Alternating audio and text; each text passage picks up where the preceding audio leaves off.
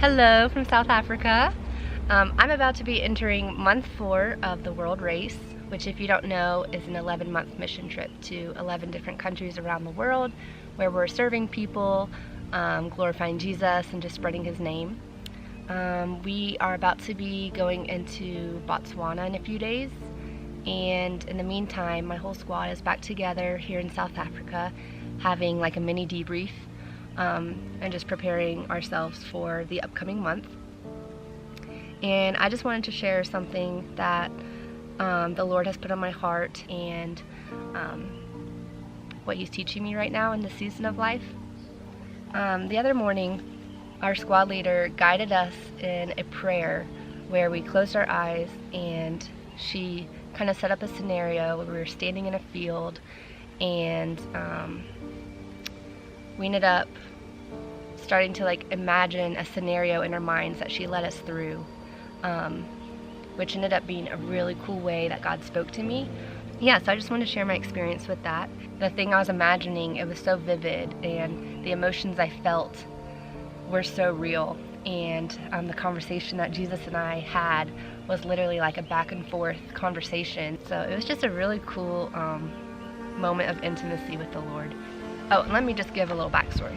We've been talking about false selves, kind of like the false identities that we sometimes put on ourselves, or that we exaggerate to either make us fit in with the people around us or make us feel accepted or loved.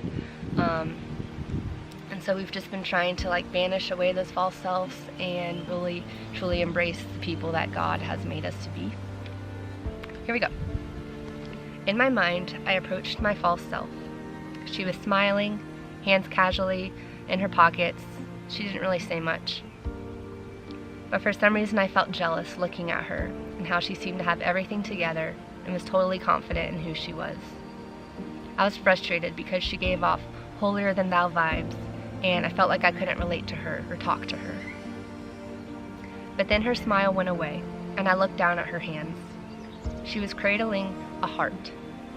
A beating, anatomical, and perfectly healthy heart.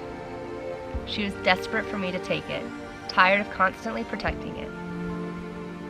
There was relief when she put it in my hands. I thanked her for protecting it, for not letting people dirty it up, and especially for not giving it away. When I walked away, I saw Jesus in the distance, and He beckoned me towards Him. Immediately I ran to Him, and He embraced me in a long hug, kissed my cheek, and could not stop smiling. He asked what I was holding, and I held up my heart, cradled delicately in my hands. It felt raw, fragile, and exposed.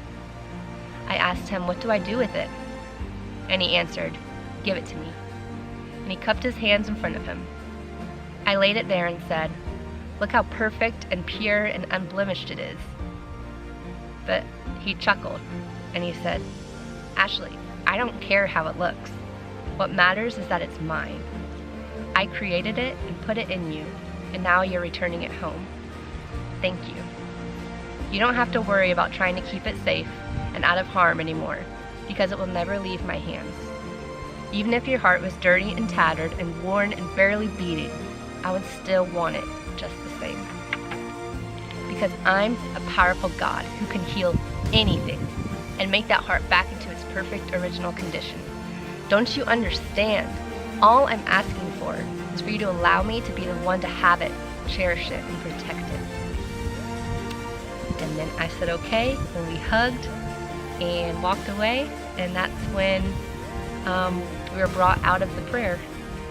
And I just sat there for a while in disbelief at the conversation that had just taken place between Jesus and I. I think what God was trying to tell me through that whole interaction was that I've spent the majority of my life trying to fend for myself and be my own protector. I guard my heart constantly, and I don't really allow people completely in because I'm afraid of being hurt. I'm afraid of giving someone that power over me. I really like to be in control and have a say in who gets to have access to my heart. I think that I'm finally realizing that I'm not allowing Jesus to be the protector of my heart because I'm still believing that I can protect it myself. What really resonated with me was how prideful I was when I was showing Jesus my heart. When I was like, look how pure it is, look how unblemished it is, look how much I've been protecting it and not letting anything harm it or dirty it. It's beating perfectly and it's just untouched. Like, aren't you so proud? And he didn't care. He literally was just like, Ashley, all I want is for you to give it to me. I've been waiting here just with my arms outstretched, waiting for you to give it to me. But you've been so preoccupied trying to guard it and protect it and bury it away that nothing can get to it. Whereas I've been standing right here waiting for you to put it in my hands. And wow, I felt instant relief. I could feel the emotions. I could feel the relief and the burden off my shoulders when I placed it in his hands. And it was just such a comfort that he said, even if my heart was dirty and tattered and used, he would still gladly take it just the same.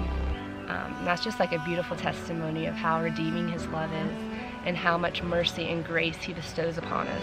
So I guess I just want to leave you with the encouragement that whatever condition your heart might be in right now, God doesn't care. He just wants it. He wants you to completely give it to him and put it in his hands and entrust him with it. Because he is the ultimate healer. We can't heal our hearts ourselves. We can't do open surgery on ourselves. Only God can.